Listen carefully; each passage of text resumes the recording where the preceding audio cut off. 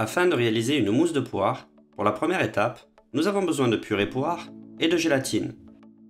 En fonction des besoins, on pourrait également utiliser du beurre de cacao. Commencez par réhydrater la gélatine dans de l'eau froide et chauffer la purée de fruits.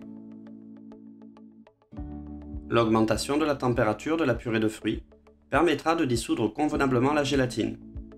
Et en fonction de certains fruits, il est même recommandé de porter à ébullition la purée. En effet, certains fruits possèdent des enzymes ayant la particularité de détruire le pouvoir de la gélatine. Il sera alors impossible de générer des mousses avec de la tenue, sauf si la purée de fruits est portée à une température au-delà de 80 degrés.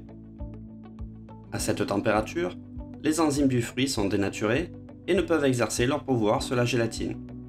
C'est la raison pour laquelle on préconise souvent de faire bouillir une purée de fruits avant d'intégrer de la gélatine. C'est ainsi une précaution. Les fruits problématiques les plus connus sont l'ananas, le kiwi, la papaye, qui ont un réel pouvoir destructeur sur la gélatine. Sur cette purée de fruits, il n'y a aucun problème, on pourrait donc uniquement chauffer, sans pour autant aller jusqu'à l'ébullition. Une fois la préparation chaude, intégrez la gélatine. Veillez à bien la dissoudre dans la purée afin d'assurer sa dispersion.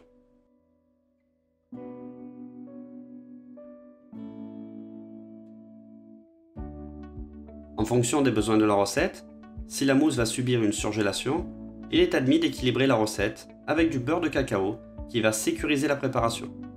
En effet, ces mousses à base de fruits sont souvent très fragiles en termes d'équilibre, il est donc possible d'y intégrer un peu de beurre de cacao pour stabiliser la préparation. Débarrasser dans une calotte et refroidir le tout jusqu'à une température comprise entre 25 et 30 degrés. Pendant ce temps, montez une crème fouettée en veillant à la conserver bien souple et réservée. Pour réaliser la mousse, nous utiliserons une meringue italienne pour laquelle nous aurons besoin de blanc d'œuf, d'eau, de sucre semoule et nous rajouterons du sirop de glucose. Cette meringue se construit en versant un sirop de sucre chaud sur des blancs montés. On obtiendra alors une meringue souple, plus ou moins chaude et brillante. Pour commencer, disposez dans une russe l'eau et le sucre semoule. Pour réaliser la cuisson d'un sucre, il y a des précautions à prendre pour la mener à bien. Évitez de remuer pour éviter que le sucre masse, c'est-à-dire engendrer la formation d'une masse opaque et visqueuse. On peut réaliser une meringue italienne en intégrant du sirop de glucose dans la recette. L'utilisation de glucose à l'intérieur de la russe va apporter une certaine viscosité à la meringue et surtout éviter que le sirop masse. En effet, le sirop de glucose est un anticristallisant.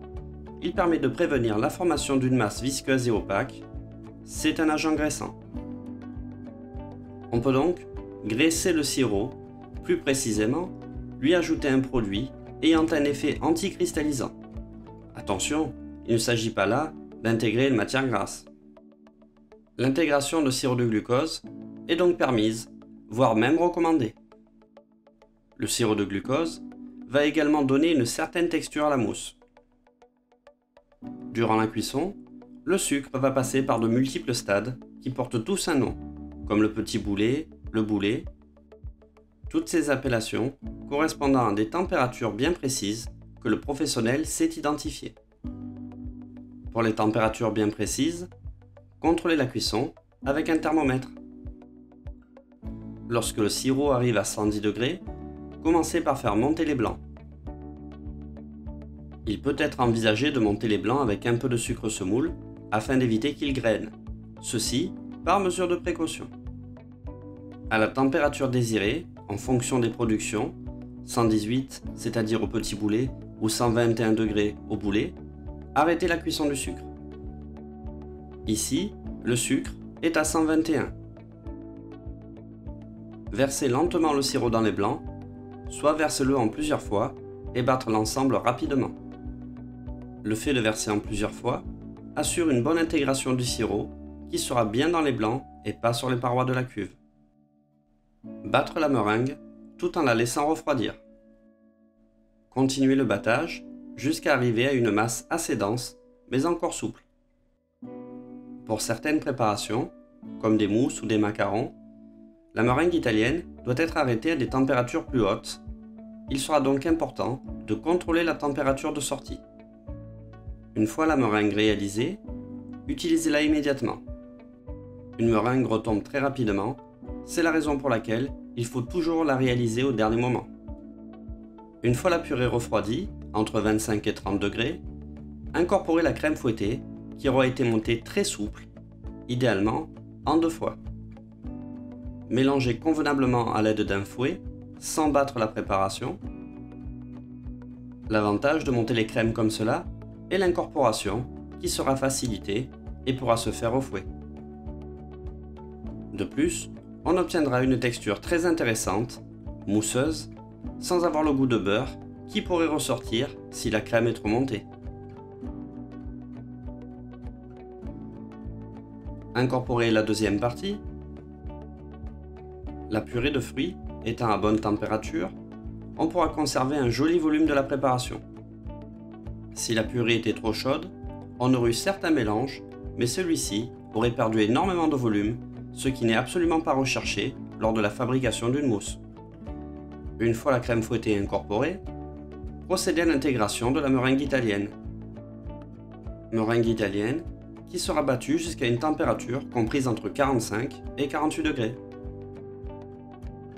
Celle-ci aura une texture lisse, brillante et pourra s'intégrer parfaitement dans la préparation. Privilégiez la maryse pour effectuer le mélange.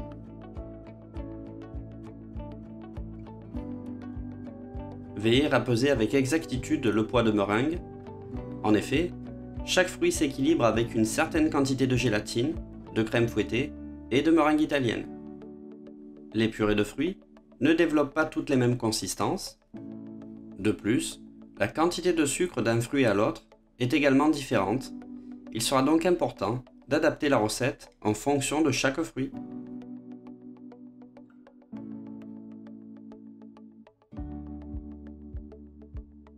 Une fois la mousse réalisée, utilisez sans attendre.